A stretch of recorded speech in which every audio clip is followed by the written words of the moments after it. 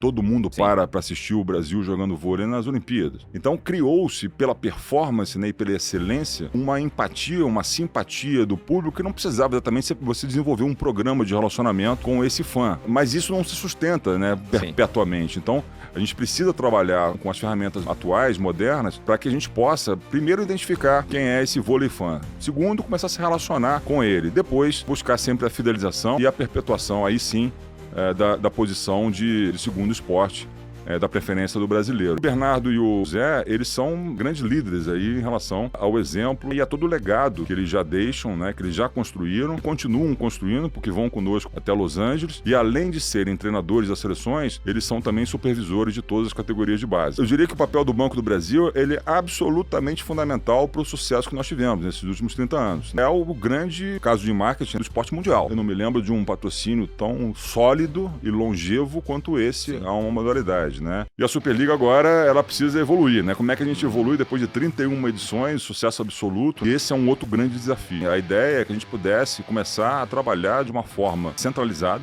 né? Como uma liga de fato, fazendo os investimentos necessários. E esses investimentos, eles são importantes e a CBV não tem fôlego suficiente para continuar fazendo sem a participação, sem a ajuda de um sócio. A gente está estudando a possibilidade, sim, da gente ter um sócio no negócio e fazer um spin-off, como a própria Federação Internacional fez com a Volleyball World. Nesse mesmo modelo seria um ASA do voleibol, tendo a Superliga como principal produto.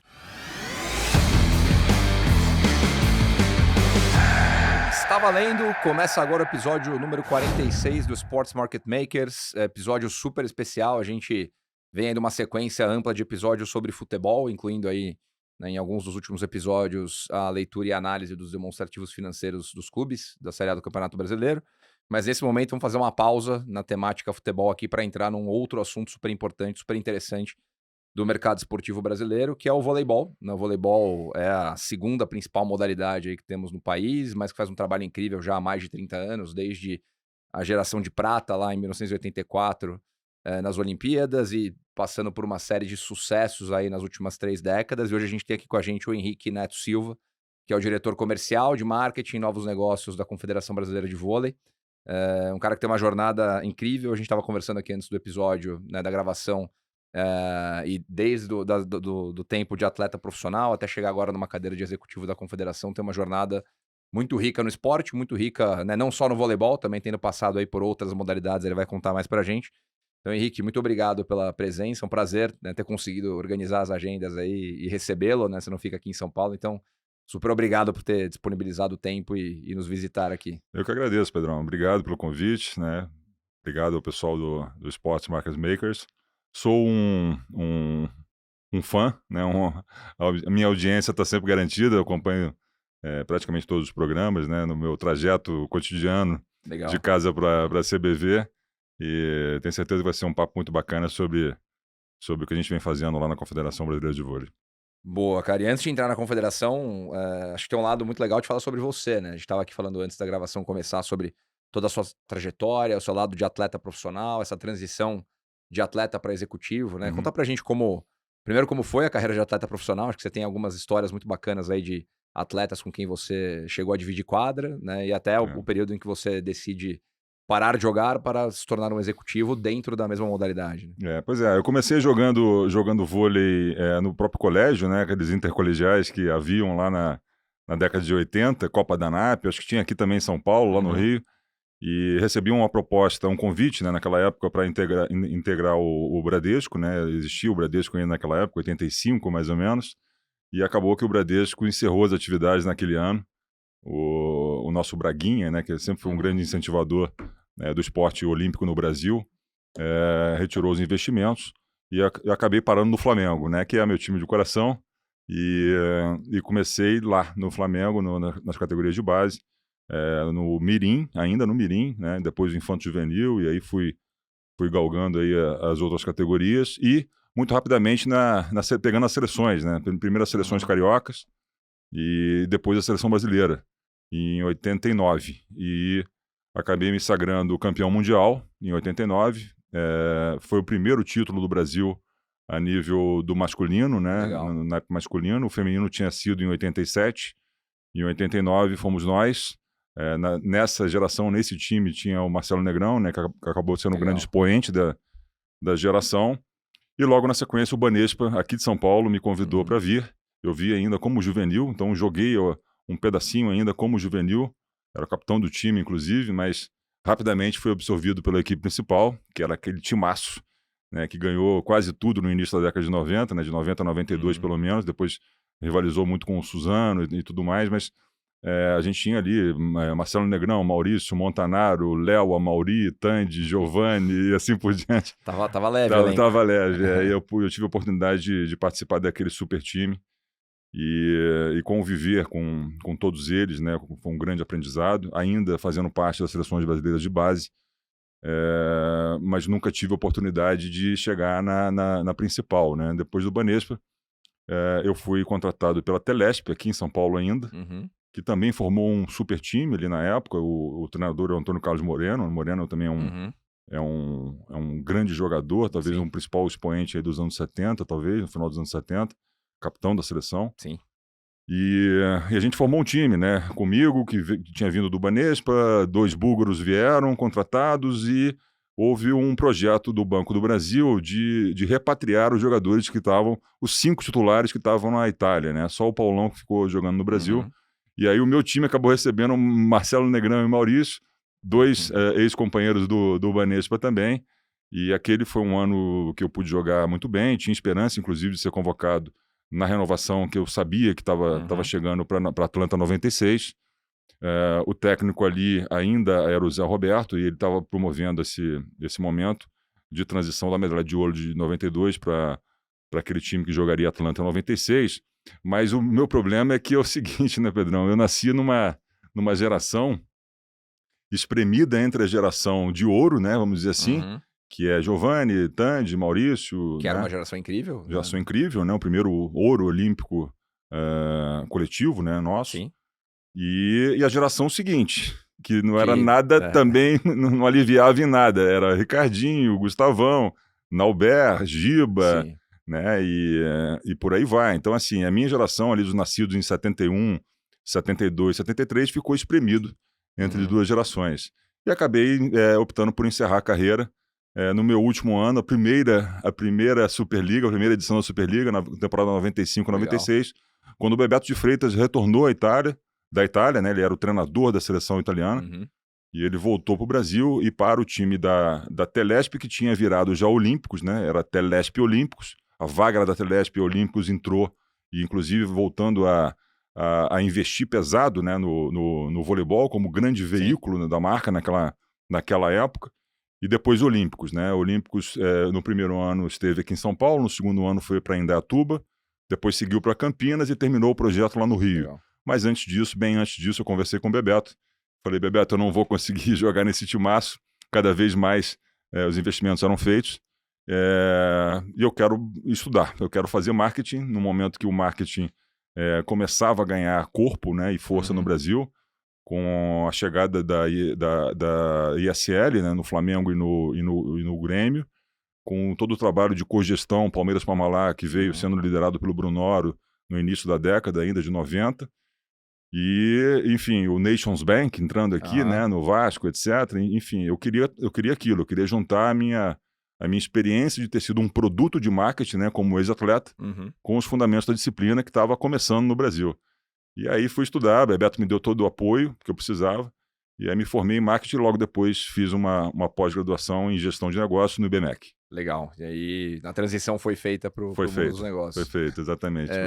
E, cara, até para, né, pegar o gancho no que você falou e nesse processo de deixar de ser um atleta de alto rendimento, virar um executivo, que não deixa de ser uma cadeira de alto rendimento, mas de outra forma, né? Qual que você acha que foram os principais desafios pelos quais você passou ali na fase de adaptação, né? De sair de uma rotina de treino diário, de viagem, para uma rotina de escritório? Mas por curiosidade mesmo. Não é fácil, né? Não é fácil, porque eu tinha 23 para 24 anos, mais ou menos, naquela época. Eu tinha conhecido o mundo inteiro, né? Tendo a oportunidade de jogar os campeonatos, tanto de base pela seleção brasileira, quanto também os campeonatos mundiais interclubes, né? Que existiam e muitas vezes eram na Europa, né? E um torneio que sempre tinha anualmente na Bélgica. Então eu tive a oportunidade de viajar muito, né? Ali naquela fase. E E a questão, né, quer dizer, quando você... A gente costuma dizer que o atleta morre 2 vezes, né? A primeira vez é quando ele para de jogar. Então você tinha toda aquela rotina, né? Uma capacidade grande de conhecimento dentro daquilo que a circunstância te oferece, né? Quando você tem a oportunidade de viajar, conhecer novas culturas, né? Falar outras línguas e tudo mais. No meu caso específico, eu me casei muito cedo, né? Você sabe, eu te falei, e a vida não se encontrava porque ela era uma modelo, então acabou não dando certo, mas eu tinha uma rotina ali, uma vida que parecia que estava ao contrário, né? Assim, muito jovem, né? Com muito conhecimento, muita bagagem, né? bagagem, muita experiência, né? Adquirida. E quando eu fiz a transição de carreira, entrei numa sala de aula, pegando uma garotada, né, que estava chegando ali com 18 anos e eu tendo passado por aquilo tudo, aquilo não foi fácil para mim, né? E eu não tinha tempo a perder, Sim. né? Eu tinha que consumir aquele conhecimento ali o mais rápido possível, né? E me formar o mais rápido possível para me recolocar no mercado de trabalho. Então, o início era bem complicado, porque parecia ser um ser estranho ali dentro, né? E não conseguia me interagir muito bem com aquela garotada que tinha outros valores, né? E estava num outro momento de vida, trajetória, etc. E eu estava fazendo o processo inverso, né? Eu já tinha conhecido muita coisa, ganho um dinheirinho e tal, e estava começando de novo, né? Entrando dentro de uma sala de aula. E esse foi um desafio grande, na verdade, mas, mais uma vez, uma experiência extremamente significativa, né? Cara, antes de entrar na CBV, especificamente no Vôlei Brasil, né, para terminar na sua trajetória, o que veio depois, né? Aí, o Henrique foi lá, fez a transição, e aí qual foi a trajetória do executivo até chegar na cadeira de diretor executivo da Confederação Brasileira de Vôlei, né? Vamos lá, história curiosa também, porque assim que eu fiz a transição, meu primeiro emprego foi na própria CBV, por um acaso, na realidade. Eu, no final da faculdade, eu obviamente estagiei, né, em agências de publicidade, sobretudo, né?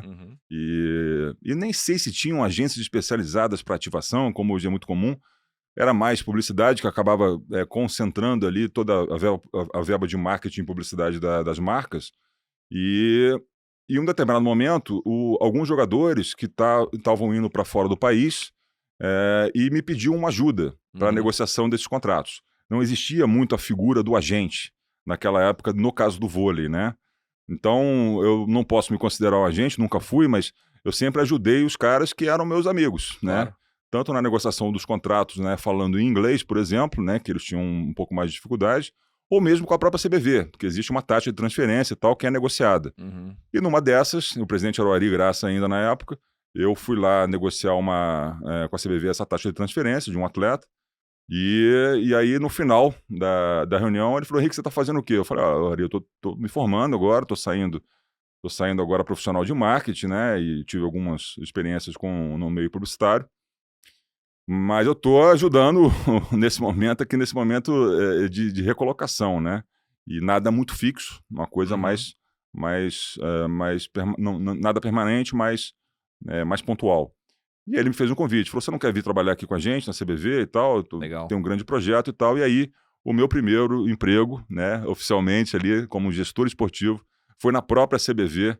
Isso era 25 anos atrás, era 99 para 2000, alguma coisa nesse sentido. E eu caí justamente no Viva Vôlei, porque a CBV ela era organizada em 4 unidades de negócios. Vôlei de quadra, onde o diretor era o Radamés Latari, naquela época. O vôlei de praia, que era o Marcelo Hangler, que é o presidente da Confederação Sul-Americana de Vôlei atualmente. O Seleções, que era o Paulo Márcio, né, saudoso, a gente perdeu o Paulo Márcio recentemente. E tinha o Viva Vôlei com o Sami Melinski. O Sami Melinski é uma espécie de Zagallo do voleibol, né?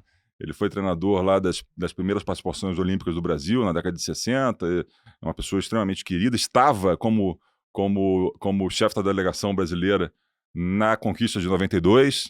Então, uma pessoa extremamente querida. E eu aprendi muito com ele, né, em todos os sentidos, sobretudo na questão da habilidade, né, política e etc. Não tanto na parte dos fundamentos técnicos, né, que eu já trazia aí, Sim. inclusive da pós-graduação que fiz em gestão, né, de negócios. E foi ali que eu comecei, né? E na sequência, eu tive uma outra oportunidade, uma outra experiência importante com o próprio Radamés, quando houve um impeachment do presidente do Flamengo na época, e foram convocadas as eleições e uma chapa foi formada pelo Hélio Ferraz e o Radamés Latari como presidente e vice-presidente no mandato tampão, 1 ano e meio mais ou menos. E naquela ocasião eu acabei conhecendo o Cláudio Prakovri, que inclusive teve aí uma empresa de marketing esportivo, a Win the Game, até recentemente, mas vem oriundo do mercado financeiro, né? Sim. Assim como você. Aqui né? nesse prédio, inclusive. Aqui nesse prédio, inclusive. E o Cláudio, junto com o Radamés, me convidaram para assumir a posição lá de diretor estatutário de marketing do clube. E foi uma grande experiência. Eu fazia uma jornada dupla, né? Eu e o Radamés. De 9 às 6 a gente estava na CBV e depois seguia para o Flamengo, ficava até às 10 da noite naquele modelo. Mas foi uma grande escola, um grande aprendizado para mim. Um momento fundamental. E até fazer o paralelo, Henrique, desculpa te interromper, mas que ano que era isso, né? Pra gente fazer o paralelo. 2002, eu acho. A gente fala muito de futebol aqui. 2002, eu acho, se não me engano. Pra turma que tá ouvindo a gente, não é o Flamengo de hoje em dia, né? Não, era o outro Flamengo. De 20 anos atrás. De 20 anos atrás, exatamente. Mas foi, assim, e eu fazia esse paralelo, né? A CBV é extremamente organizada, a gente tinha um processo de ISO, de implementação de qualidade total. Eu acho que nem a FIFA tinha isso naquela época, né? Então, de um lado, uma organização absoluta, né, e um modelo de gestão muito eficiente, e do outro, né, uma bagunça generalizada, por assim dizer, né? Então, a gente tentou fazer o melhor que a gente pôde, acho que a gente fez um bom trabalho lá, durante esse 1 ano e meio. Na sequência, o Márcio Braga foi eleito novamente e retornou, e eu fiz a transição ali como executivo de marketing remunerado, né, durante 3 meses, porque eu recebi um convite, eu acabei conhecendo o Alexandre Ascioli, que me convidou a estar com ele no projeto Bodytech. Legal. E naquele momento ele precisava de alguém que entendesse de esporte, porque na cabeça dele o projeto iria além da questão do fitness e do wellness, né? Ele queria modalidades esportivas. Então, na unidade club que nós tínhamos lá na Barra, na primeira, lá no Citar América, a gente fez uma obra lá muito grande, na época foram 5 milhões investidos, que era uma grana boa, né? Naquela época e tudo mais, e criamos ali um ginásio de ginástica artística com os equipamentos da Copa do Mundo, o SPIF. Convidamos a Georgette Vidor e a Luísa Parente para poder estar lá, e a Ana Paula Luque, né? Para estar lá ensinando as crianças a ginástica artística num altíssimo equipamento, né?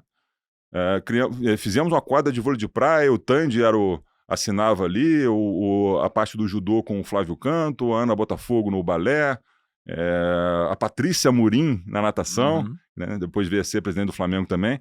Então, eu coordenava aquele projeto ali de certa forma, né? E todo o projeto depois que acabou se tornando a Bodytech, né? Começou como Academia Sports Club, que era o projeto do Ascioli, e aí houve uma fusão com a antiga Bodytech, né? Criou-se a Bodytech, depois somente Bodytech, e um processo de rebranding nacional, depois da compra da Fórmula aqui, a chegada a São Paulo, e aí a expansão de fato, entrando em Brasília, etc e tal, e todo o projeto de branding dessa marca que até hoje está ali, eu que conduzi. Que legal.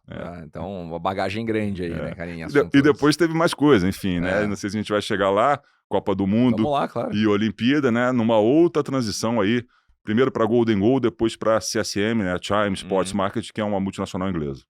Legal demais, cara. Jornada incrível, né? Nessa transição de atleta, ex-atleta, executivo, chegando até a CBV. E agora entrando especificamente no assunto, né? Voleibol.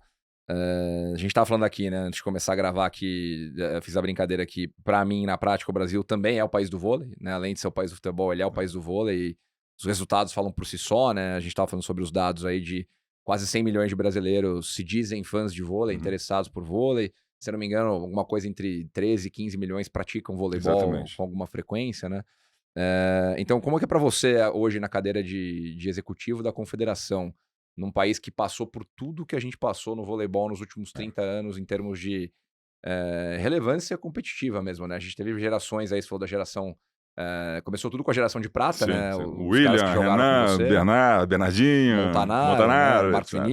Vinícius, a Mauri. Na geração de ouro de Barcelona 92, ainda com o Zé Roberto na masculina, né? Para quem é mais novo, talvez não tenha esse contexto, que o Zé Roberto ganhou ouro na masculina, na feminina e na masculina.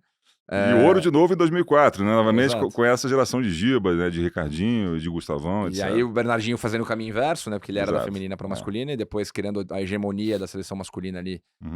Até fui olhar os dados, né? Porque eu lembrava de alguma coisa parecida, que entre 2001 e 2006 a seleção masculina liderada pelo Bernardinho, aquele time do Giba, do Gustavo, Ricardinho, disputou 20 torneios, ganhou 16, foi vice em 3 e foi bronze em 1, né? Que é um aproveitamento... Um domínio absoluto. Inacreditável. Do cenário. Então, como é que é pra você hoje, né? Pegando essa cauda de cometa aí de 30 anos de um vôlei muito sólido, com projetos muito robustos, que na minha opinião são exemplo para todo o esporte brasileiro, até em nível global, não? O Ari Graça hoje é presidente da Federação Internacional. Mas como é que é para você aproveitar as oportunidades para fazer com que o vôlei se aproveite de tudo isso e seja cada vez maior, né? É um desafio enorme, e quando eu recebi o convite para retornar, Pedro, à CBV, por uma oportunidade que surgiu a partir da ida do Marcelo Hargreaves para a Volleyball World, né, que é um spin-off da Federação Internacional, eu entendi como um chamado, né, a mim, que estava afastado do vôlei há algum tempo, né, trabalhei muito tempo com o futebol, nos programas de sócio-torcedor, etc., e também na questão de novos negócios e relacionamento institucional da própria CSM aqui no Brasil, né, na época da Olimpíada do Rio de 2016. E para mim, quando o Radamés me fez o convite, né, o Radamés me conhece desde sempre, né, desde garoto. Né, o Radamés, que hoje é o presidente da Confederação. Que hoje é o presidente da Confederação.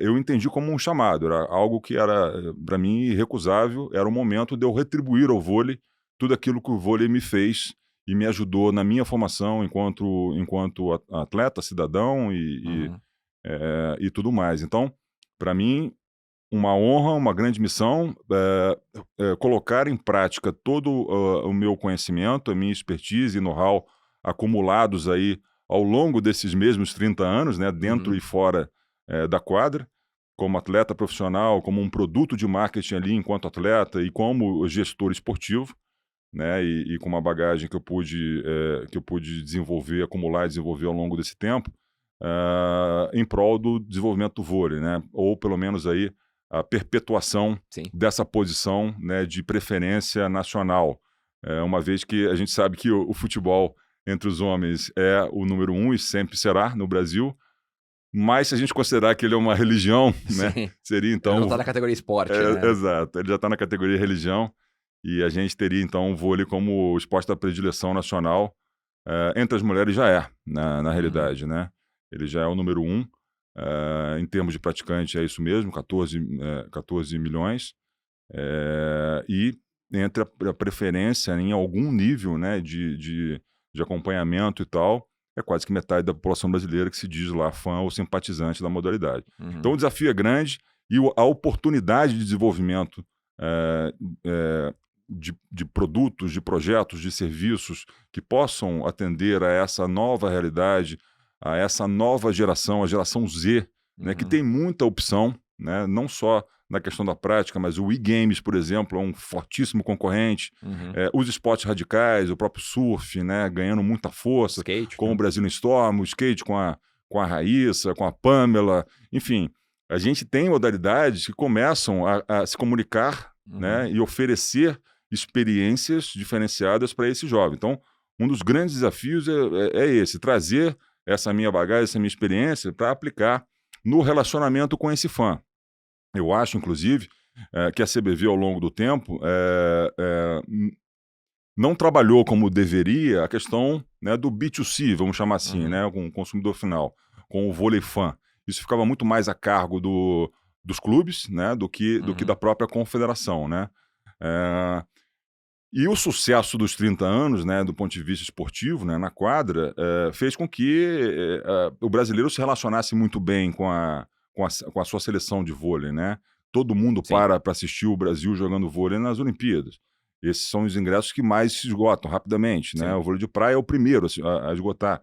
Então, criou-se, pela performance, né, e pela excelência, uma empatia, uma simpatia do público que não precisava exatamente você desenvolver um programa de relacionamento com esse fã. A verdade é essa. Então, mas isso não se sustenta, né, perpetuamente. Então, a gente precisa trabalhar com as ferramentas atuais, modernas, para que a gente possa, primeiro, identificar quem é esse vôlei fã. Segundo, começar a se relacionar com ele. Depois, buscar sempre a fidelização e a perpetuação, aí sim, da posição de segundo esporte da preferência do brasileiro. Então, esses desafios é que me moveram, continuam me movendo.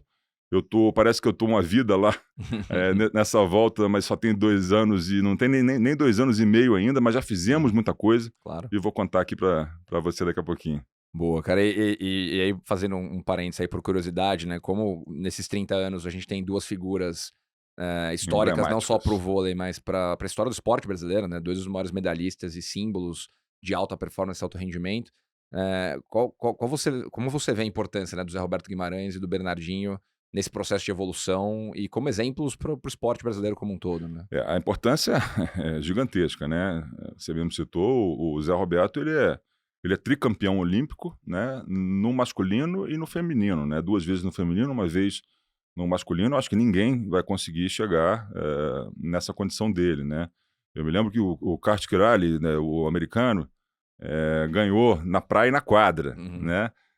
É a mesma modalidade, mas na prática ali o jogo é diferente, né? Sim. O vôlei de praia com o vôlei de quadra.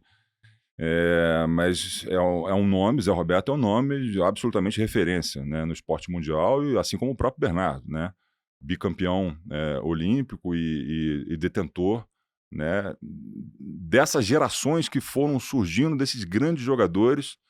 E agora ele tem um outro grande desafio, né? Sim. Que é o Zé também, na verdade, no feminino, mas talvez o Bernardo seja um pouco maior, porque esse processo agora de nova geração, essa transição de gerações e esse reinício de ciclo olímpico até Los Angeles, a gente tem uma seleção masculina mais renovada do que a feminina, né? E ele vai ter que empregar ali todo o seu conhecimento, sua expertise, né? E seus resultados, né? Que são muitos, né? E impressionantes. Agora, até chegar a Los Angeles. Agora, a contribuição deles vai além dessa questão técnica, né, na minha opinião. Eu acho que, acima de tudo, são grandes referências, né? Concordo. De seriedade, né, de dedicação, né, de disciplina. Atributos que o vôlei tem, é curioso, porque além da própria organização e a parte de gestão, toda essa parte que já vem sendo trabalhada há muitos anos, até antes mesmo do próprio Ari, acho que desde o Nusman, né, essa ideia de profissionalização do esporte, entender o esporte de uma maneira diferente, como os atletas entendem, é diferente do futebol, né? Futebol, o atleta ele ganha muito dinheiro, né, e talvez ele não tenha o reconhecimento ali necessário da importância do patrocinador, né, e dos parceiros comerciais. O vôlei não. A gente já nasce, eu já citei aqui, né? Eu me entendia como um produto de marketing do Banespa, por exemplo. Aliás, a gente tinha, inclusive, na época, carteira assinada, CLT, onde dizia lá na carteira que eu era agente de divulgação. Então, era isso mesmo, Legal. agente de divulgação. Interessante esse insight. Essa consciência a gente tem, todos os atletas de vôlei têm há muitos anos, e isso facilita muito. Por isso que as empresas, né, desde a década de 80, começaram a abraçar o esporte. A própria Pirelli, né, o Bradesco, enfim, a Fiat no Minas, a Lufkin no feminino, Supergasbras, Sojipa e assim por diante. Então a gente tem uma escola muito forte, preparada nessa relação empresa-esporte, né, modalidade e tudo mais. E o Bernardo e o Zé, eles são grandes líderes aí em relação ao exemplo, né, e a todo o legado, né, que eles já deixam, né, que eles já construíram, né, e continuam construindo, porque vão conosco até Los Angeles, e além de serem treinadores das seleções, eles são também supervisores de todas as categorias de base, o que é extremamente importante e que Saquarema, por exemplo, nos permite fazer essa integração. E é muito interessante para os jovens. E, cara, você falou de Saquarema, a gente já vai tocar nesse assunto, mas eu queria fazer um paralelo. Você falou da importância do atleta ter a ciência da importância do patrocinador. E tem um patrocinador que também participou desses 30 anos aí, que é o Banco do Brasil, né? Que tem o projeto de formação, essa relação muito próxima da CBV. Como é que você enxerga a participação também de um patrocinador que, claro, tem, né, relação direta com entes públicos, mas que ao longo de 30 anos, a gente sempre fala aqui da importância de você, né, na cadeira de patrocinador, ter a convicção e a consistência e deixar o projeto se construir. Sim. E nesse caso, você tem um caso de extremo sucesso. Eu diria, Pedrão, que é o grande business case, o caso de marketing, né, do esporte mundial. Eu acho que eu não me lembro de um patrocínio tão sólido e longevo quanto esse a uma modalidade, né? numa relação absolutamente simbiótica, né, e de troca permanente. Porque o Banco do Brasil, lá no início dos anos 90, ele procurava fazer um investimento numa modalidade esportiva, né, e cultural também, enfim, que pudesse ajudar no processo de revitalização, né, rejuvenescimento da marca, né, na mudança da base de clientes, etc. E ele viu no vôlei ali, né, especialmente no vôlei de praia, né, essa possibilidade. E aí começaram a lançar produtos, né, em cima disso, o Bebetim, por exemplo, na época, onde ele abria conta corrente nas arenas de vôlei de praia, né, com jovens. Então, basicamente, ele fazia isso há 30 anos atrás, lá em 92, etc e tal. E continua fazendo agora porque ele tem o desafio de abrir as contas digitais para essa mesma juventude, mas numa outra época, né? Então, eu diria que o papel do Banco do Brasil ele é absolutamente fundamental para o sucesso que nós tivemos nesses últimos 30 anos, né? Sem ele, seria uma outra história, né? O banco ele costuma se posicionar e dizer que ele é o principal fã, né, e fomentador do esporte brasileiro, e é isso mesmo, ele é muito mais do que um patrocinador, né? Ele fez com que a gente pudesse ter a capacidade, aí juntando esse investimento que foi feito com um talento de um Bernardinho liderando uma equipe masculina, e o Zé, quer dizer, na verdade eles trocaram, né, ao longo do tempo. Então, dois grandes treinadores, talvez os maiores da história, né, do vôlei mundial, juntando isso com a seriedade, com o investimento do banco, etc. e tal, a gente conseguiu conquistar, né, criar essas gerações, criar esses ídolos, né, tanto na praia quanto na quadra, e alcançar todos esses feitos que nós conseguimos aí nos últimos, né, mais do que 30 anos, talvez, porque a gente tem que considerar também a primeira medalha de 84. Claro, 84 que completou 40 anos no passado. A gente só não ganhou medalha em 88, né, no vôlei, porque também não tinha vôlei de praia. O vôlei de praia surgiu em Atlanta 96 com o ouro de Jaque e Sandra. E com a prata de Adriana e Mônica. Então, assim, a gente, ao longo desse tempo todo, foram 14 medalhas no vôlei de praia e 12 medalhas no vôlei de quadra. Então, 26 medalhas olímpicas. A gente rivaliza ali, né, na disputa com o judô, mas quem tem mais ouro é o vôlei. Então, a gente... Mas uma modalidade coletiva, outra individual. Exatamente, né? Então, assim, o Banco do Brasil, ele é um divisor de águas. Ele foi um game changer naquele momento, né? E continua sendo, para nossa felicidade. Estamos no processo de renovação por mais um ciclo, né? Legal. Concluindo, na verdade, concluído já praticamente. Falta só agora a gente assinar. E o Banco do Brasil segue conosco, firme e forte, até o término da Olimpíada de Los Angeles, em 28. Não, legal, cara. Eu concordo com você. A gente também sempre, quando perguntado sobre quais são exemplos de construção de uma marca com uma modalidade ou com uma entidade de organização esportiva, a gente sempre exalta o case do Banco do Brasil com a CBV, que de fato é um case fora da curva que gerou muitos dos resultados que você comentou aí. E esses resultados também são alavancados, de certa forma, pelo que você falou aí, né, em Saquarema. Acho que é legal você explicar a dimensão do que é Saquarema, né, o centro de treinamento da CBV, no Rio de Janeiro, que foi inaugurado, se não me engano, em 2003. Isso. E que também é parte fundamental como plataforma para formação, treinamento, né, desempenho em alto rendimento.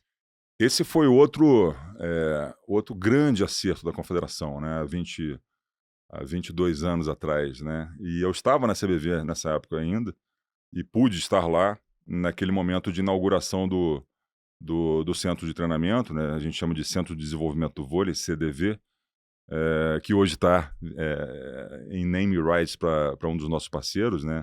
A Enel, né? Que vem logo após aí, os investimentos que o próprio banco, né, faz no vôlei há muitos anos. E a Enel tinha um propósito específico ali, né, de abraçar Saquarema, primeiro, para se tornar um parceiro na transição, né, energética da própria CBV. E dentro do nosso programa de ESG, que é um ponto também extremamente importante para a gente. Então, eles entraram ali para esse projeto agora de retrofit, né, na verdade, 20 anos depois, era preciso de dar uma modernizada, né, naquele equipamento, um equipamento espetacular. Na minha época era um sonho ter aquilo, né? Eu vou lá hoje e procuro até conversar com os atletas mais jovens, então, sobre o que era antes, né? A realidade que existia antes e aquilo que se encontra lá hoje, né? E agora, ainda mais, depois dessa reforma, do início dessa reforma, a primeira fase dela vai ter uma sequência, uma segunda fase, e uma terceira fase, quem sabe, com o nosso museu, né? Um Legal. projeto para resgatar essa memória do vôlei. A gente tem Importante. tem uma história muito grande, né, e muito bonita dentro do esporte brasileiro, e a gente tem que resgatar, com grandes mulheres, inclusive, né, como Isabel, como Jaqueline, que transcenderam a questão de ser apenas uma atleta, né? Elas tiveram um impacto social mais amplo, e, enfim. Mas Saquarema é um espetáculo. Só para você ter uma ideia, são 78 dormitórios, 250 leitos, restaurante, 8 quadras de vôlei de praia, 4 ginásios integrados numa arena só, sala de musculação, fisioterapia, recuperação, centro médico. É uma cidade, é um complexo.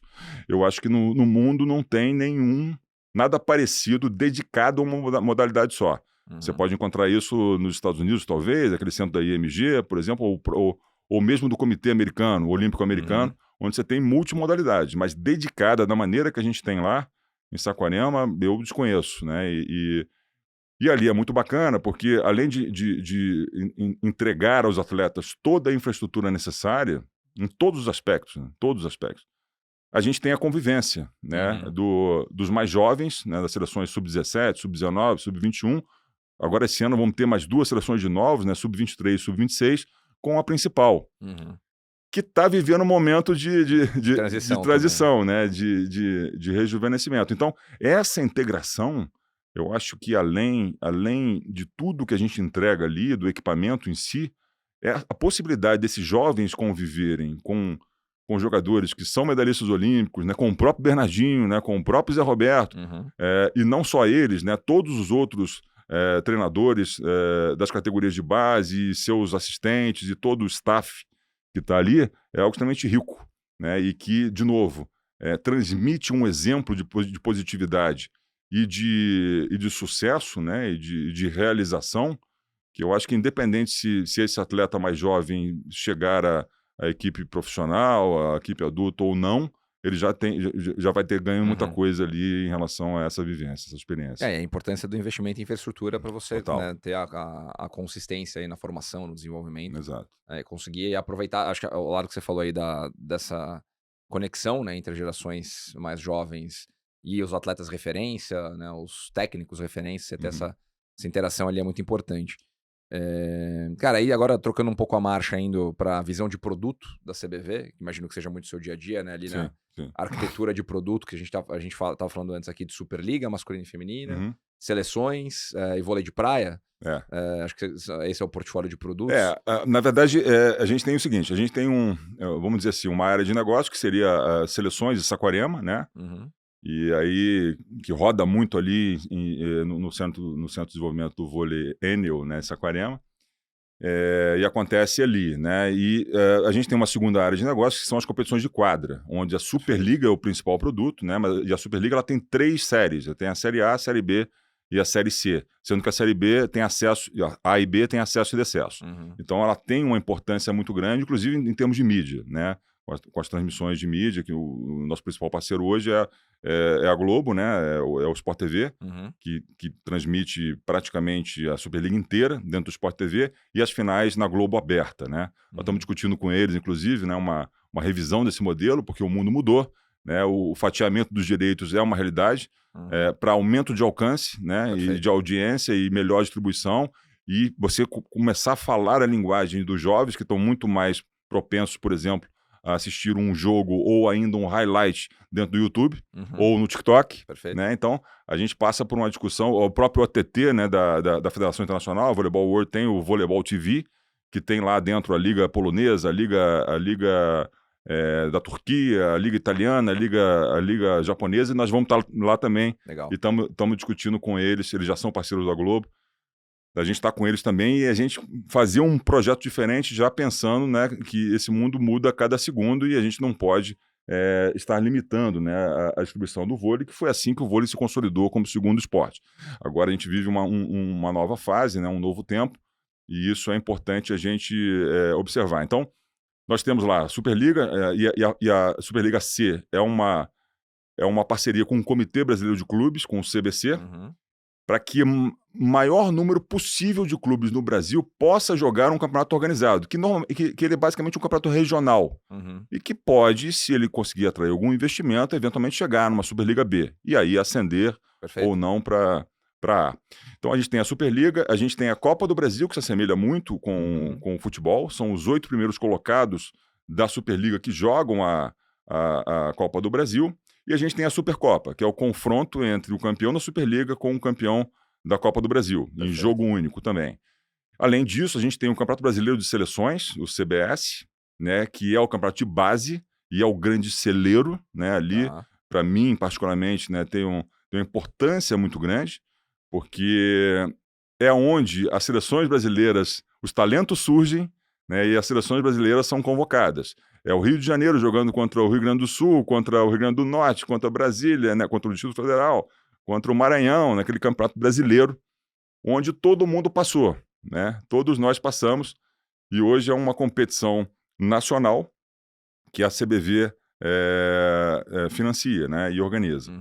Além disso, a gente tem o Vôlei Master também, que é uma festa do vôlei, né, de ex-atletas, e de atletas que, né, foram amadores ou foram federados, não importa, 50 a mais, vai até 80, de 50 a 80 anos, várias categorias, que a gente reúne mais ou menos 2.500 pessoas em Saquarema, todo ano, com o pessoal pagando inscrição, né, e depois tem toda aquela resenha, né, tem aquele churrasco, aquela confraternização. É uma festa do vôlei, e é muito interessante, né? Então, isso são as competições de quadra, né? E a gente também criou a Superliga Master. Então, os primeiros colocados desse grande festival que acontece em Saquarema jogam em Brasília um torneio embalado como se fosse uma Superliga também. Final Four ali. Um Final Four, exato. E no terceiro pilar, a gente tem o vôlei de praia, com o nosso circuito brasileiro de vôlei de praia, que corre o Brasil inteiro, né? Montando o circo do voleibol, vamos dizer assim, num complexo ali de arenas, onde você tem a quadra principal e mais 4 quadras adicionais, e um bulevar, onde os parceiros podem ativar a marca, as marcas, e você pode oferecer serviços de todo tipo, desde alimentação e bebida, passando por exemplo, massagem, tatuagem, enfim, outros serviços ali que você pode incorporar para aquele público que está assistindo o vôlei de praia. Então, essa é a organização que a CBV tem hoje, né? E em relação aos seus principais produtos, sendo que a Superliga realmente ela puxa esse carro. E falando do carro-chefe aí, né, no caso da Superliga de vôlei, a gente teve agora, né, recentemente, acho que 3 semanas atrás, as finais da Superliga, né, tanto masculina quanto feminina de vôlei aqui em São Paulo, no Ibirapuera. Infelizmente eu não pude ir, porque foi no meio do feriado e eu tinha uma viagem marcada já, mas eu conheço várias pessoas que foram e todo mundo elogiou muito a experiência, né? Teve ali 10 mil pessoas em cada dia, né? Exatamente. A feminina na quinta, a masculina no domingo. E muito pelo lado do entretenimento, né? Todo mundo que foi, e algumas pessoas com quem eu falei não são do mercado, não conhecem, se surpreenderam muito. Putz, parece uma experiência dos Estados Unidos, exato, né? O nível da entrega que foi feito. É o que a gente chama ali de vôlei show, né? Aquela coisa que a gente mistura, né? A parte cênica, a iluminação, a música, né? As entregas aos patrocinadores. A gente fez o lançamento do Missão Impossível. Do filme? Legal. Do filme, né? Legal. Porque, na realidade, a gente aproveitou a propriedade do videocheck, que é o nosso VAR, né? Do desafio. E a musiquinha que toca quando a gente está aguardando as imagens, né? É a do Missão Impossível. É a trilha do filme. Então a gente, junto com a Paramount, a gente fez uma iniciativa, foi muito interessante, muito bacana, deu muito resultado.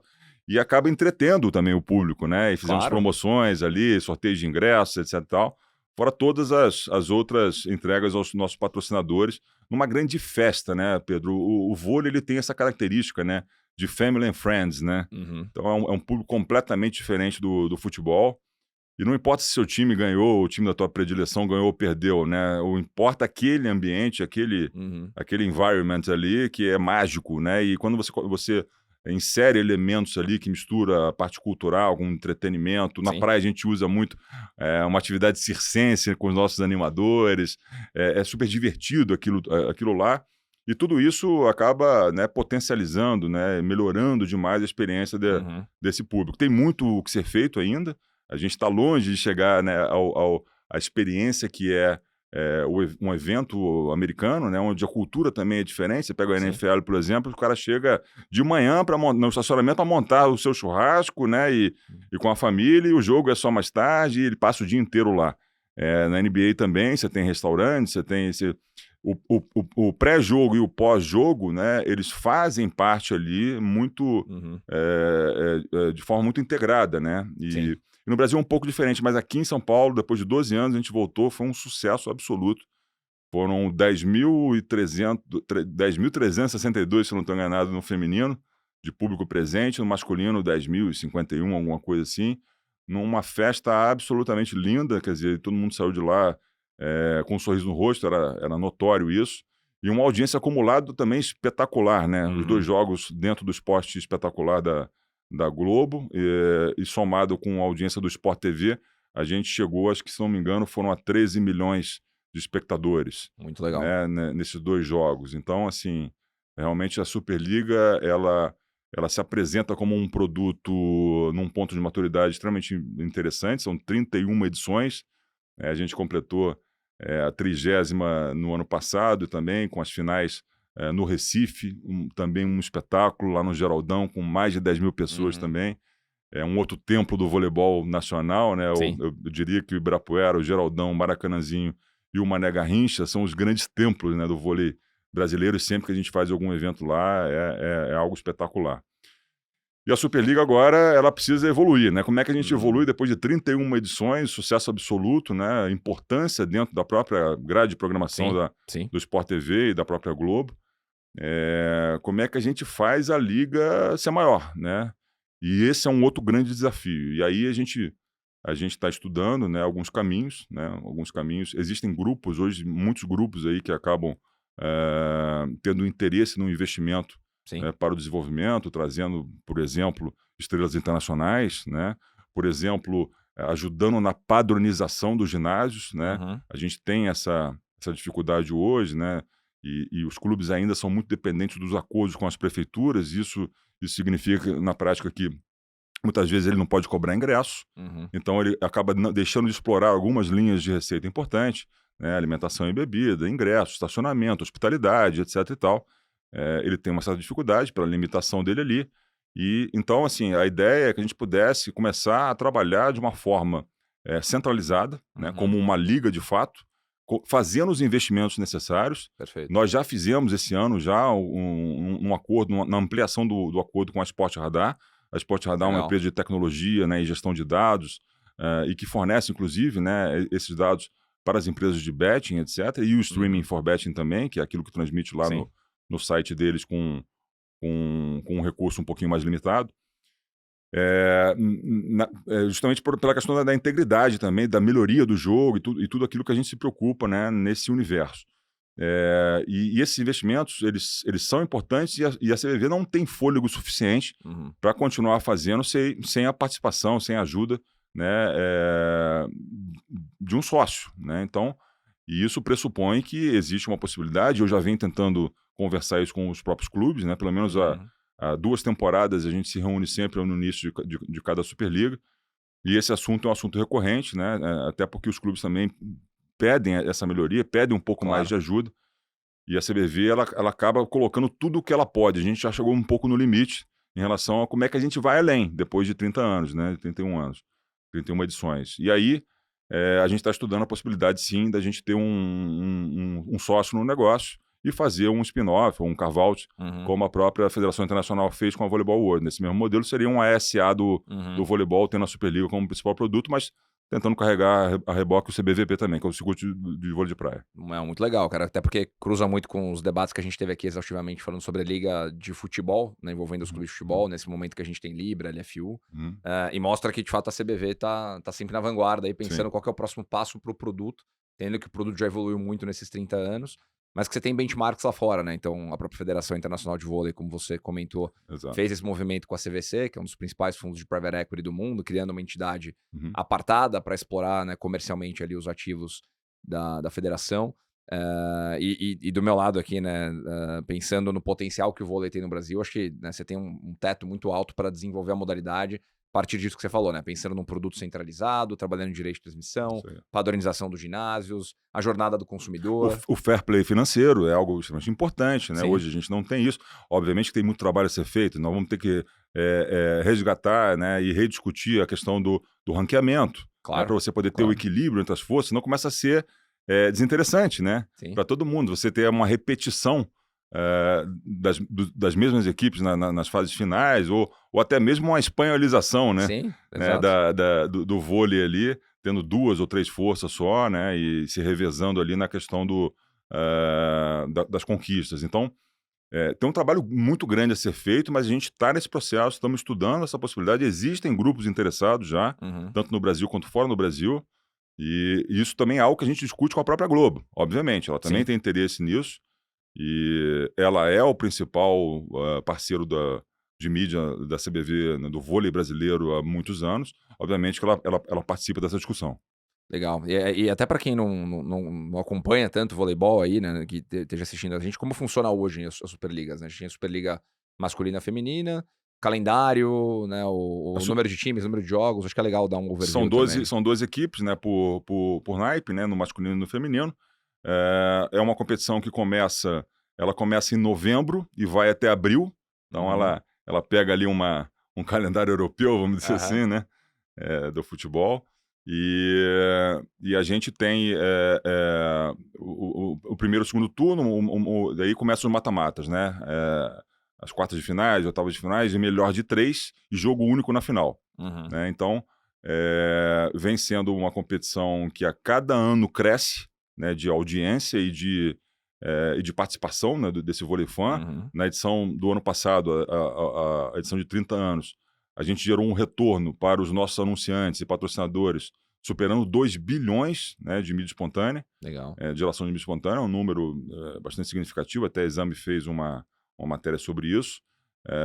E cada vez mais a gente consegue dar uma robustez nesse produto. Agora, o potencial ele é ainda muito maior, né, do que hoje a gente tem em termos de geração de receita, né, Uhum. por essas limitações, né, na melhor exploração, vamos dizer assim, das linhas de receita, que acaba que o que acontece é que a propriedade da Superliga, em termos de CBV, é só a final, né, só os jogos finais. Sim. O resto é do mandante, né? O clube é que Organiza o evento. organiza o evento, né? Até para dar a chance para ele também de gerar novas receitas, né? E promover o engajamento das marcas patrocinadoras, né, Uhum. deles, nas suas comunidades, etc. Mas sem dúvida que tem um potencial incrível para crescer, e a gente achando o parceiro certo, essa coisa vai ser melhor do que já é. E nessa visão do potencial, cara, hoje a principal liga global ainda é a liga italiana? A Liga Italiana, ela concentra hoje talvez 80% dos melhores atletas do mundo. A gente tem a Liga Turca, no caso do feminino, Uhum. né, com uma boa expressão. A Liga Polonesa, o vôlei já é o esporte número 1 na Polônia, né, e a Polônia se Interessante. tornou uma força no vôlei masculino, Sim. como a Turquia se tornou uma grande força no vôlei feminino. O Japão voltou a investir, na minha época era o Japão, né, o Uhum. Japão, eu quase fui jogar no time da Panasonic em 94, por Legal. exemplo, e eles têm aquela cultura, né, a família, né, misturada com a coisa da empresa, né, e o time representa a A cidade, empresa e a representa, família. exatamente, tem essa mistura, essa cultura, eles voltaram a investir mais forte. Liga Americana, né, no feminino, Uhum. 2 ligas americanas profissionais e Surgiram privadas. recentemente, né? Surgiram recentemente, a gente acredita até que em algum momento vai haver uma convergência entre elas, e com grandes anunciantes, tá, Pedro? Com grandes marcas ali envolvidas, Sim. Adidas, Apple e por aí vai. E então você vai enxergando, você vai encontrando essas organizações, né? E países começando ou dando continuidade ou ainda retomando esses investimentos, que é o caso do Japão. Mas a Liga Italiana hoje é ainda a principal liga. Na equivalência aí, Na equivalência. usando de novo o futebol como exemplo, a Premier League no Exato, comparativo com o exato. futebol. Né? Talvez seja o grande benchmarking ainda. Agora, a nossa liga, uma curiosidade, é a liga que mais tem atletas olímpicos jogando, atletas medalhistas olímpicos legal. em quadra. Né? Então, um detalhe interessante é que você vê esses países, assim, a Polônia é forte no masculino, a Itália, ok, no masculino e no feminino, mas não tanto na praia, por exemplo. A gente é forte no masculino, no feminino, na praia e na quadra. Então, é o único... Por isso, né? Não, perfeito, com certeza. Se Por isso, desenvolve a modalidade... o Brasil, né, que a gente estava falando, é o país país do do voleibol. vôlei. E o atual campeão mundial de clubes é brasileiro, né? É brasileiro, é o Sada Cruzeiro, Cruzeiro. exatamente, né? Então, assim, a gente reúne todos os atributos, né, todas as qualidades para poder dar esse passo além, né? E quem sabe até chegar muito próximo à Liga Italiana. Perfeito, Carneiro. Eu concordo com você que a gente tem um potencial muito, muito grande para trabalhar ainda por tudo que a gente está falando aqui. E nesse sentido, até para terminar aqui, né, pensando na visão CBV, a gente fala muito aqui sobre o mundo do futebol também. A gente está num momento aí envolvendo várias discussões sobre o modelo político da CBF, né, na Confederação Brasileira de Futebol. Mas a CBV, pelo contrário, ela tem uma gestão e uma governança bastante estável e com continuidade, né? Então, hoje, como que a confederação está organizada internamente, né? O Radamés é o presidente, claro, né? Tem o nível de executivos. Mas como é que você enxerga a própria CBV, que, na minha opinião, é um exemplo, sim, de gestão, governança e transparência, na organização dela contribuindo para o esporte brasileiro como um todo também? A gente está organizado dessa forma, né? Tem o Radamés, o presidente, o nosso vice-presidente é o Gustavo Laranjeiras, que é filho do presidente anterior que faleceu, e foi assim que o Rada acabou assumindo, o Radamés acabou assumindo a presidência, né? O presidente anterior faleceu, ele assumiu, né? E agora a eleição aconteceu esse ano, em janeiro. Então ele foi eleito por um mandato de 4 anos, até o final da Olimpíada de Los Angeles. Ele não pode se reeleger, porque é a mesma discussão do Kobe. Tá. Né? Ele entrou ali no meio do mandato por uma circunstância, substituindo alguém, eles contam como um primeiro mandato, ainda que tenha sido 1 ano, ou um pouco menos. Então já é o mandato definitivo dele, onde a gente tem um drive ali muito claro, né, de realmente construir e deixar este legado. Né? Esses 4 anos são fundamentais para a gente. Então, o Centro de Desenvolvimento é um primeiro legado, a revitalização e a remodernização dele, né? É um primeiro investimento, um primeiro legado que a gente já está entregando, já está trabalhando. O outro legado é voltar a trabalhar melhor a base, né? A nossa base, para poder incentivar que esse simpatizante, esse fã do vôlei também pratique, né, e possa participar mais dos campeonatos, etc. Então, lançamos agora em parceria com a ESM, que é uma agência de marketing esportivo aqui do Nando Ferreira, né, e do Fernando Maroni, o projeto das escolinhas, né, chamado Academia Vôlei Brasil, que licencia marca, né, CBV, Academia do Vôlei, que a gente chama um projeto, com a metodologia, para que possa entrar em escolas, em clubes, em qualquer associação, em academia, em condomínio, etc. Legal. Então, e isso vai fazer com que a gente consiga revelar alguns novos talentos, e aí, a partir disso, a gente consegue direcionar isso para as federações, né, no Brasil inteiro, e as federações direcionam aos seus clubes, e com isso você fortalece o Campeonato Brasileiro de Seleções. Então você faz o trabalho da pirâmide de baixo para cima, né? Então é um outro grande legado, um outro grande projeto. A questão do museu, que acompanha um pouquinho ali de Saquarema, que é uma ideia nossa, a gente conseguiu um projeto específico dentro da Lei Rouanet, né, e captação de isenção de imposto de renda federal. Não sei se em Saquarema ou se no Rio, né? Em Saquarema a gente tem o terreno, no Rio ficaria um pouco mais complicado, mas a gente está olhando as 2 possibilidades. A própria questão da evolução da Superliga, né, e do Circuito Brasileiro de Vôlei de Praia, né, como um celeiro, tentando fazer um benchmark do trabalho que é espetacular do Ivan Martinho lá na WSL. Perfeito. E a gente tem essa condição total, né, de fazer isso no CBVP. Então esses são os grandes legados ali que a gente tem para poder organizar e fazer com que o vôlei continue sendo esse esporte da predileção, com aumento de praticantes, né, com aumento de consumo dele, não só em audiência, enfim, e que a gente possa tá influenciando positivamente na formação desses jovens e tudo mais.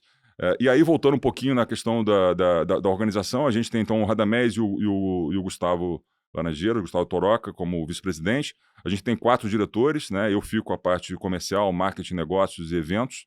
A gente tem um segundo diretor, que é o diretor de relações institucionais, né? O Virgílio Pires, que faz a relação com os governos, né? Com as federações, com os nossos stakeholders, né? Sim. Que são federações, clubes e atletas.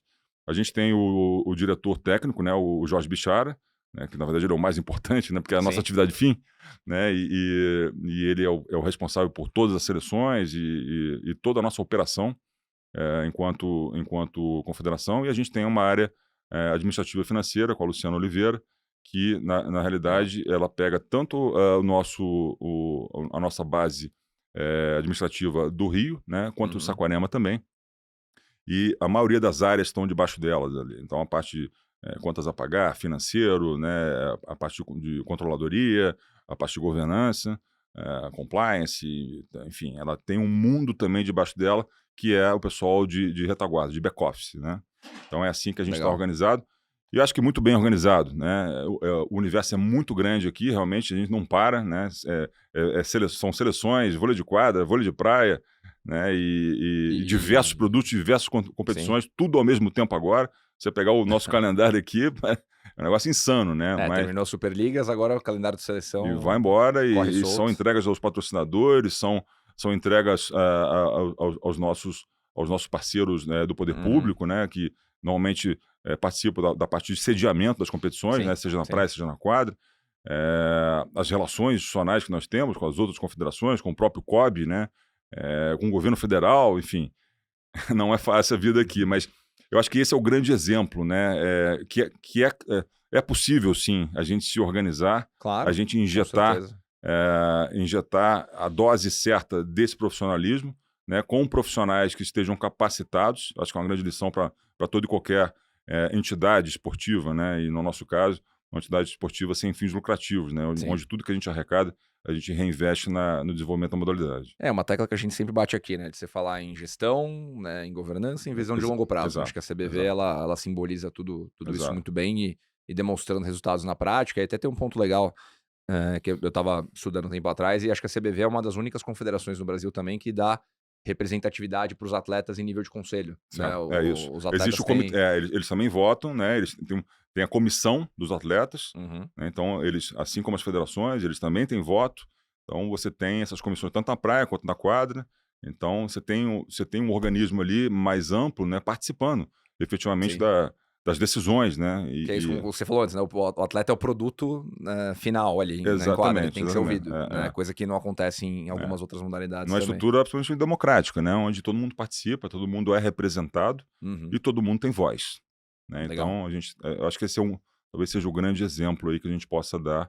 Fora as outras questões, tá, Pedro? Por exemplo, a CBV tem um acordo, a CBV tá afiliado ao Pacto Global da ONU, por exemplo, né, com a questão alguma você elege aí o que você vai trabalhar em Uhum, termos de campanhas sociais e nos projetos de ESG e tal, e a CBV estabeleceu esse convênio, né, com eles, então a gente está sempre muito ligado, né, nas campanhas antirracismo, né, e uhum, antipreconceito, de uma maneira geral.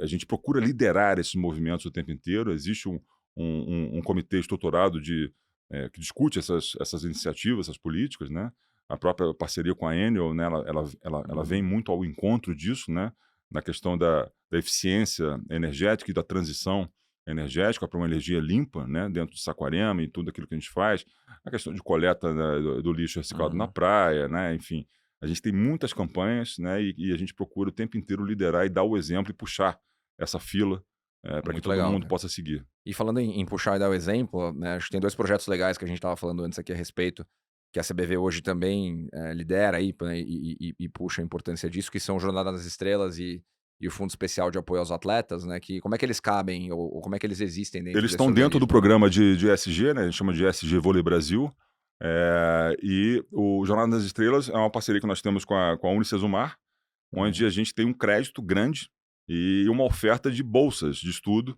para esses atletas que estão no momento de transição. Legal, legal. É, Para os e Henriques que estão para vindo os aí. Henriques também aí, exatamente. E também para os atletas que estão na ativa, mas já naquela fase final ali, né? E ele precisa começar a procurar que caminho seguir, né? São muitos anos dedicados Sim, exclusivamente a gente estava conversando sobre isso, né? Essa questão, por exemplo, a educação financeira, né? Poucos têm, ou quase nenhum, né? Então, existem alguns skills que são extremamente importantes, e às vezes são soft skills, não precisam nem ser sim, a questão perfeito. da universidade mesmo, mais densa e tudo mais. Tem uns que realmente conseguem fazer e cumprir aquela agenda lá, mas é absolutamente importante para que esse cara possa saber o que ele vai fazer logo depois, né? Aquela história. O cara morre 2 vezes, a primeira é nessa transição, né? Uhum. Então, naquela rotina de viagem, de treinamento, né? E aquela vida louca, quando o cara, numa segunda-feira, acorda e não tem o que fazer, né? E tem até algum recurso ali, ele vai começar a gastar desenfreadamente.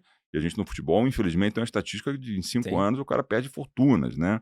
Porque não sabe administrar aquilo, mantém um padrão de vida muito alto, Sim. etc e tal. Então, a gente também oferece aos atletas que estão na ativa a possibilidade de fazer, né? Uhum. E tenta conscientizá-los de que é importante eles, em algum momento, né, deixarem lá o videogame de lado, né, Uhum. e se dedicar a uma educação à distância, por exemplo, um EAD. Em Saquarema, a gente tem professores indo lá. Isso é Legal. bacana, para a base. Então, os mais jovens têm aulas lá dentro em Saquarema, né, que complementam ali, ou dão um reforço escolar para eles, uma vez que eles ficam confinados ali, muitas vezes 3 meses, 4 meses, se preparando para o Campeonato Mundial, por exemplo. Sim. Então, eles acabam, né, não tendo, né, a possibilidade de frequentar as aulas, e é extremamente importante. E o Jornada das Estrelas é muito isso, quer dizer, essa possibilidade de você oferecer a oportunidade de educação, né, para atletas ainda na ativa, né, naquele momento ali pré-transição, aos atletas que já fizeram essa transição e também aos funcionários da CBV. Uhum. Né? Então, isso também é Legal. extensivo a todos os funcionários, os colaboradores. Né? Hoje somos, entre a sede administrativa na Barra e Saquarema, acho que 150, 160, a gente tem bastante gente já. E também está aberto, né, para que eles possam fazer, a gente incentiva isso o tempo todo. Um baita exemplo, cara. Na questão do fundo de amparo aos atletas, a gente reserva ali um fundo a partir da nossa geração de receitas, né, seja de patrocínio, seja Uhum.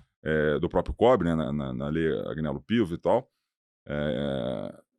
para que a gente possa, em algum caso de excepcionalidade, ajudar. Por exemplo, atletas que contraíram uma doença grave, por exemplo. Esse fundo vai lá e ampara. Mesmo atletas que talvez não estejam numa condição financeira ainda muito boa, gravidez, por exemplo, né? No caso do feminino, né? A gente vai lá, o fundo ampara e tal. Então a gente procura dar ao atleta também essa condição de se acontecer alguma eventualidade, né, Que ele tem um apoio. onde ele deixe de gerar renda, a gente possa também auxiliá-lo, entendeu? É um programa bem interessante, bem bacana, e tá tudo ali dentro do guarda-chuva do programa ESG Vôlei Brasil. Boa. Bom, se todas as confederações pensassem assim, o esporte brasileiro estaria definitivamente num outro patamar. Cara, e só voltando num ponto aqui que eu acabei esquecendo de abordar também, né, na lógica de produtos da CBV, hoje vocês têm, né, e a gente já debateu isso em outros momentos, né, uma base de dados hiperqualificada, né, um trabalho que é feito já há algum tempo. Sim. Como é que vocês enxergam jornada de consumo e o que tem de ideias que estão sendo trabalhadas aí para trabalhar o relacionamento com o fã, né, dado que o Brasil é um país que se importa tanto com o vôlei? Então, isso aí é muito a minha praia, né? Você sabe disso. Eu sou um dos pais, vamos dizer assim, do Nação Rubro-Negra, né? Que é o projeto de sócio-torcedor do Flamengo. E na época eu estava na CSM, na Golden Goal CSM, a gente começou ali, né, com o projeto do Flamengo e ele veio numa crescente. Mas também tivemos outras iniciativas, né, outras experiências, como o próprio Fluminense, o Botafogo, o Sampaio Correia, o Sport Recife e assim por diante. E eu peguei muito, né, esse know-how da questão do relacionamento direto, né, do marketing de relacionamento. Que é basicamente isso, né, um programa que você primeiro você tem que identificar esse cara, né, onde é que ele está, né, porque não adianta o Flamengo dizer que tem 40 milhões de torcedores se ele não sabe quem são, né, então Perfeito. você precisa, o início, o processo é de cadastramento, né, e hoje as redes sociais, né, ainda que você não consiga transformar o like, né, ou seguir, né, tô seguindo alguém em tal perfil, em dados para você precisa, de alguma forma, ter a possibilidade de falar com ele. O Marcelo Hagrive começou um trabalho muito interessante, né, de base de dados, junto com a Fanbase, que é a nossa parceira na gestão do banco de dados, e eu dei continuidade, né, a esse projeto e, na verdade, estou realizando agora, colocando ele para fora, né, uma grande novidade aqui, contando em primeira mão para você, Pedrão, que a gente vai lançar um programa, nosso programa oficial de relacionamento com o vôlei fã, como a gente chama. O programa vai chamar Sou do Vôlei.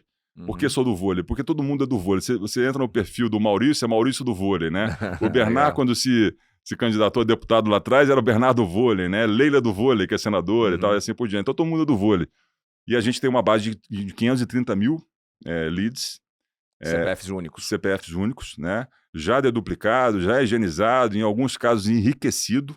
Legal. Deduplicado e enriquecido, porque responderam um censo. Sim. Então eu sei share of mind dele em relação a marcas e segmentos, top of mind, isso é muito, muito bacana para a gente poder se preparar melhor para conversar com o mercado, né? E fazer melhores entregas aos nossos patrocinadores. Perfeito. E a gente começa assim, a gente vai dar sequência ao cadastramento, né? Permanente. O meu objetivo é a gente conseguir chegar a 3 milhões de cadastrados, tá? E a gente vai oferecer já para esses 530 mil que já estão na base a oportunidade de já virarem automaticamente vôlei fã dentro do programa Sou do Vôlei. A gente lança o programa oficialmente na terça-feira que vem, dia 27, que a gente faz o lançamento da nova coleção das seleções, né, de praia e de quadro. Vai ter um desfile lá no Rio, no CCBB. Legal. Com a nossa nova parceira, né? Uma outra grande novidade, a gente fechou o contrato com a Volt, que é uma empresa 100% brasileira e que tem feito muito sucesso no futebol, você sabe disso, você acompanha bem isso, inclusive com marcas próprias. Sim. E nós tivemos, inclusive, 2 propostas, né, de marcas internacionais. Uma marca italiana, outra marca americana, que para mim fazia sentido, porque a próxima Olimpíada é lá. Mas a gente optou pela Volt, e a Volt optou por nós também, e isso foi muito bacana. Era uma relação bem sinérgica ali. Porque 4 anos depois, né, eles começaram lá na pandemia, enxergando uma oportunidade, né, de preencher uma lacuna de mercado deixada pelas grandes marcas icônicas, né, brasileiras, como Topper, como Rainha, né, como outras marcas, né, que talvez a própria Pênalti, né, começou a focar muito em bola, né, em equipamento, né, e não só a parte de vestuário. E eu acho que até a própria Olímpicos, né, que teve conosco muito tempo, né, teve comigo lá atrás como atleta, né, reiniciando essa jornada. As estrangeiras vieram muito forte. Vieram muito forte, e durante a Copa do Mundo, né, de 14 aqui, elas vieram com tudo, né. Tanto que, não sei se você lembra, a Adidas fechava com todo mundo, fechou com a Ponte Preta, fechou com... E o mercado hoje é completamente outro, né? Total. Ele está muito ligado ao ROI. Então, o investimento que ele faz está absolutamente calculado, se precisa retornar, eu preciso ajudar a impulsionar, eu sou sócio da operação. Então, a proposta que a Volt nos trouxe me encantou a nós lá, o presidente, onde ela entrega o enxoval que a gente precisa, e a gente gira em torno de 25 a 30 mil peças por ano. É coisa pra caramba. É coisa pra caramba. E é um investimento significativo do lado deles, claro, tá? Claro. Ele entrega a participação em royalties, né, sobre as vendas. Então, obviamente, que eu tenho que ajudar ele a vender para pagar esta conta, inclusive, do fornecimento do enxoval, e começar a fazer, gerar uma receita que antes era por direito, pelo direito de ser fornecimento. E agora não. Agora é o seguinte, ele te oferece a sociedade. Vem comigo que a gente vai fazer isso acontecer, você vai ganhar um royalties e você vai ter a composição dessa linha de receita a partir do sucesso comercial, né, dos produtos. E acenando a possibilidade da gente ir além da linha performance, indo para a linha, por exemplo, lifestyle, e a praia é um universo maravilhoso, né, para a gente poder fazer isso, eventualmente até com uma outra marca, com a criação de uma outra marca, quem sabe. A gente tem, e também os investimentos em marketing, especificamente, que eles vão fazer. A Volt tem 47 pontos de loja físicos no Brasil. Eles têm o Fortaleza, tinham o Bahia lá com a marca Esquadrão, agora que a Puma entrou, mas eles fizeram a marca própria, com muitos vendiam 150 mil peças. Caramba. Por ano. E a nossa perspectiva é vender junto com eles entre 60 e 80. Né? E realmente fazer o nosso projeto de licenciamento decolar. O nosso e-commerce, que eu lancei há 2 anos, e com uma linha própria de produtos e tal, eles vão assumir. Então, tanto o e-commerce, que é o Vôlei Shop, vai ser Vôlei Shop, powered by Volt, né? A própria rede de distribuição deles, tanto no e-commerce da Volt, quanto também na relação B2B. Então, os grandes varejistas, os marketplaces, né? Netshoes, Centauros e Mercado Livre, Amazon e por aí vai. Então, eles já estão trabalhando isso muito fortemente. Então, eu estou entendendo que assim, a nossa área de licenciamento vai dar um salto. Né? E a gente vai ter, de um lado, a área de licenciamento de produto, agora turbinado pela expertise, pela know-how e pela bagagem de mercado da Volt, e do outro lado, serviços com a escolinha, o projeto da escolinha, né? Licenciando marca e método. E aí tudo se encaixa. Tudo se encaixa. E a gente fortalece essa área de licenciamento que não existia. Então é 100% receita nova, new money aqui. E a Volt, quer dizer, ela tem muitas vantagens, né? Além de ser uma marca 100% nacional, o que nos orgulha muito, e tivemos uma experiência muito interessante também com a Sim. própria Riachuelo, né? Com a marca Uhum. Bodywork na Olimpíada, onde todo mundo estava vestindo Sim. aquela roupa e tudo mais lá em Paris. Foi bem interessante, em todas as modalidades esportivas você encontrava a nossa camisa. Uhum. E a gente costuma brincar que nessa discussão, essas confusões todas da seleção de futebol, né? De camisa, aquela coisa política, e, enfim, a gente diz o seguinte: a camisa do vôlei é a camisa de todos os brasileiros. Né? Perfeito. Então a gente está se apropriando disso aí, né? E a Volt entrou com tudo nesse conceito. Vem ao encontro do planejamento estratégico deles de internacionalização. Eles já têm, de certa forma, com os times que estão disputando a Libertadores, né? Uhum. Mas num ambiente ainda de Américas. Com o vôlei, não. Ele extrapola isso para o mundo. A gente joga no mundo inteiro. Perfeito. Então, já potencializa a questão da aceleração desse processo de internacionalização da marca, chegando à Olimpíada, né? Chegando numa exposição de marca que é a única que é permitida pelo COI, né? Que é o material esportivo, para bilhões e bilhões de audiência. Então, eles têm essa visão, essa consciência, uma aposta está sendo feita de forma muito incisiva, muito forte.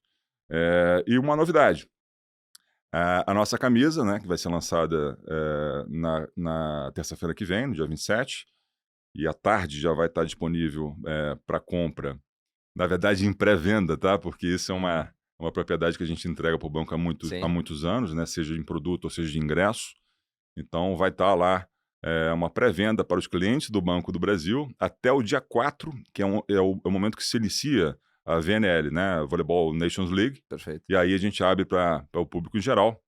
E com uma novidade, no nosso escudo, né, onde tem a nossa bandeira, vai ter um chipzinho NFC, onde você, encostando ali a câmera do celular, ele te leva ao cadastramento, né, e à apresentação do Sou do Vôlei, né, te convidando a embarcar no... Já joga no funil de conversão. Já joga no funil de conversão, te convidando a embarcar no programa e já propondo uma missão, que é o Member Get Member, para justamente o aumento dessa base no D0, né?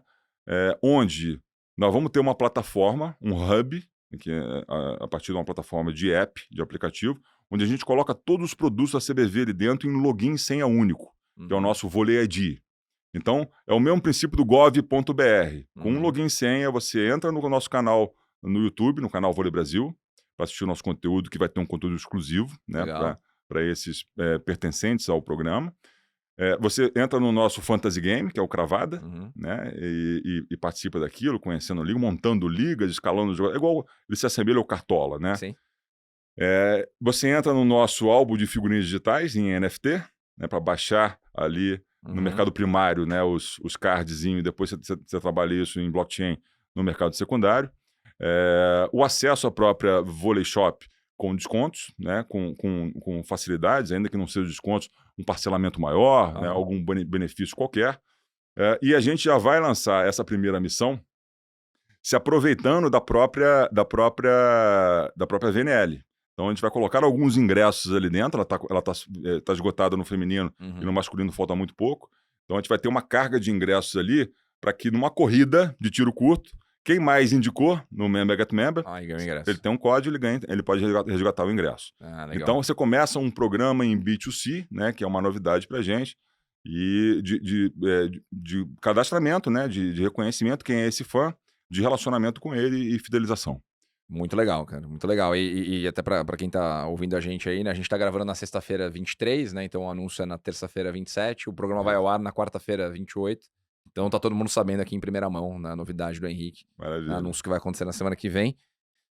Cara, parabéns pelo trabalho. Acho que é muito legal tudo que você contou pra gente aí nessa última hora, né? CBV, de fato, muito à frente de várias organizações esportivas aqui no Brasil, dando exemplo, né, de coisas que podem ser feitas. Pra gente é muito importante, a gente sempre fala isso aqui, de trazer exemplos positivos de coisas que estão sendo feitas na indústria. E vocês com certeza estão muito à frente. Acho que antes da gente terminar, eu queria te fazer uma pergunta um pouco mais lúdica, né? Como ex-atleta profissional e quem vive o voleibol há 30 anos aí, e ex-atleta, né, masculino no vôlei. Eu queria te pedir para montar a sua seleção masculina de vôlei, né, brasileira aí com os 6 maiores de todos os tempos, 6 na sua maiores, opinião. vamos lá. Pior que eu sou amigo dos caras todos, né? Deixar alguém de fora, o pessoal vai ficar bravo comigo.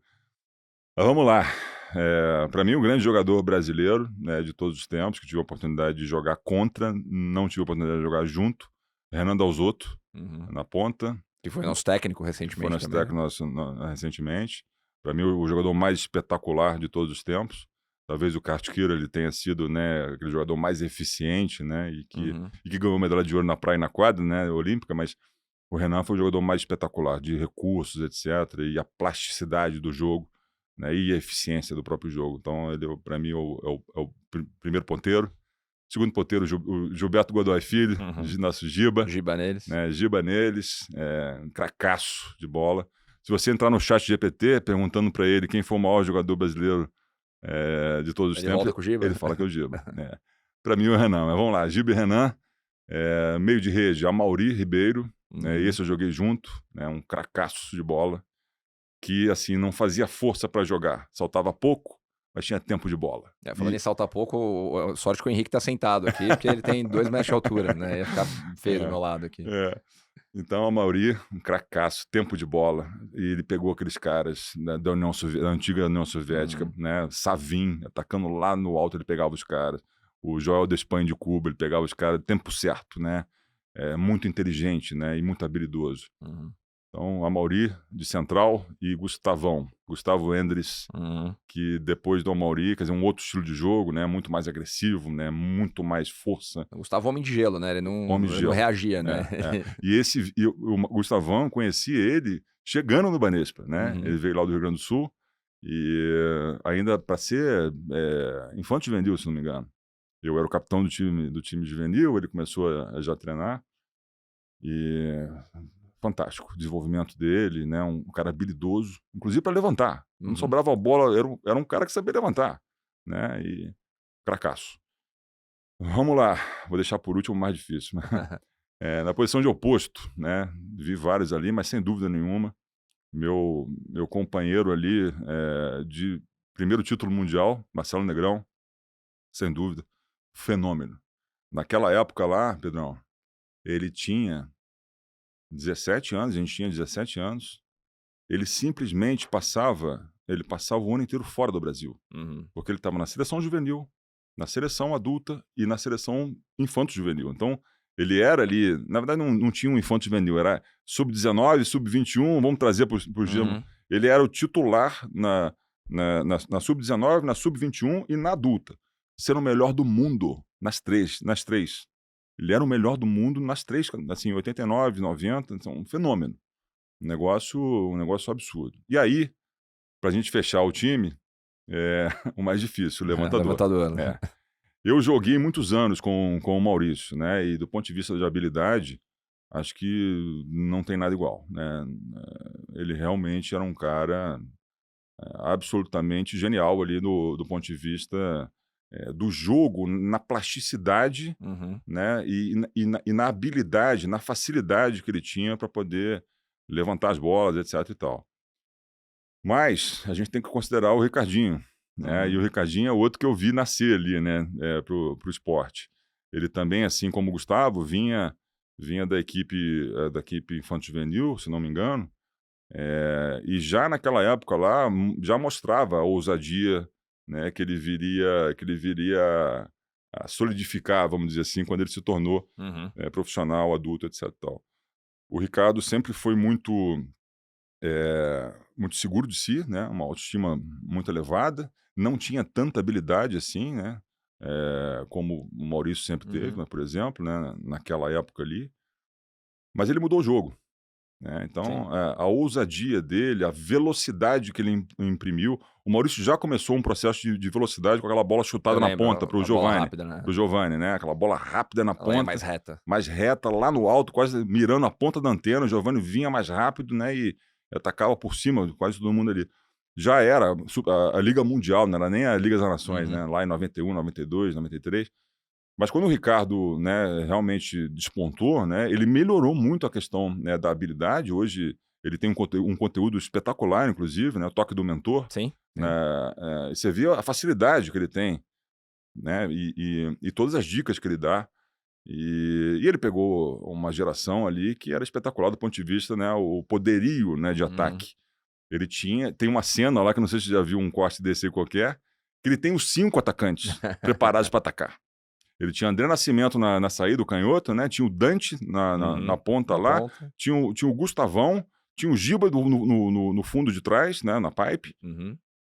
E ele tirava o bloqueio o tempo inteiro, né? Naquela coisa de inversão dele, de velocidade. Naquele período o tempo de 2001, 2006. Entendeu? Então, assim, o Ricardo, ele mudou o jogo, né? Então é difícil. Eu ficaria com quer dizer, dos dois, um né? híbrido, né? Os Um híbrido dois. dos dois, né? A habilidade do Maurício e a ousadia, né? E a mudança, E a né? inovação E a proposta de inovação que o Ricardo trouxe pro esporte. E líbero, como a posição é mais recente. Esse aí, não, mas o GOAT né, de todos os tempos, Serginho Escadinha, sem dúvida, uma pessoa espetacular. Assim, além de ter sido tudo que foi e continua sendo, né? Pessoa absolutamente do bem, né? Uma pessoa que quer fazer o bem, faz o bem uma história incrível de vida, né? Com a fundação, uma história de vida incrível, com uma simplicidade, né? E com honestidade, um cara que realmente é um cara abençoado, né? E foi esse jogador que foi até ali na conquista em 2016, que estava junto e, né? Enfim, para se tornar bicampeão olímpico e em cada bola, já, né, no final da carreira, como se fosse um prato de comida, Sim. como o Bernardinho sempre falou, né? E era assim, era o tempo todo desse jeito, né? No treino, no jogo, em qualquer lugar, porque sabia dar valor àquilo as dificuldades que ele viveu, né, ao longo de toda a sua vida e continua com esse mesmo comportamento. Então, Serginho Escadinha, sem dúvida nenhuma, né? Até porque na minha época não tinha livro, né? Não tinha livro, né? Mas realmente mas o Serginho... ele chegou, dominou e não tem pra ninguém. Eu não o conheço pessoalmente, mas realmente é um cara fora da curva, admiro pra caramba. Legal demais, cara. Obrigado pela aula nessa última hora e pouquinho aí.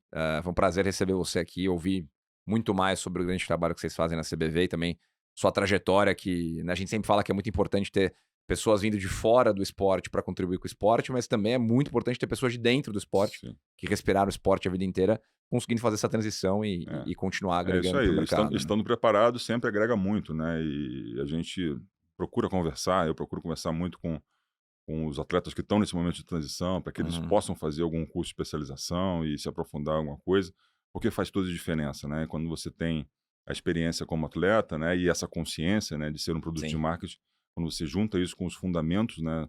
Da disciplina que você desenvolveu, qualquer que seja ela, né? Seja economia, administração, marketing, enfim, faz total diferença. E é preciso que esse pessoal, né, se capacite, né? Para que a gente possa realmente avançar e não somente ter indicações políticas, né? A gente ter meritocracia acontecendo, né? De pessoas que são preparadas para isso. E quando você combina as duas coisas, realmente é uma outra história, né? E eu te agradeço muito aqui o convite mais uma vez. Um prazer estar aqui contigo, né? Batendo esse papo. E eu já sou fã do Sports Market Makers há muito tempo e continuarei sendo. Obrigadão, Henrique. Prazer tê-lo aqui com a gente. Obrigado a você que acompanhou a gente até agora. A gente volta na semana que vem com mais. Fomos!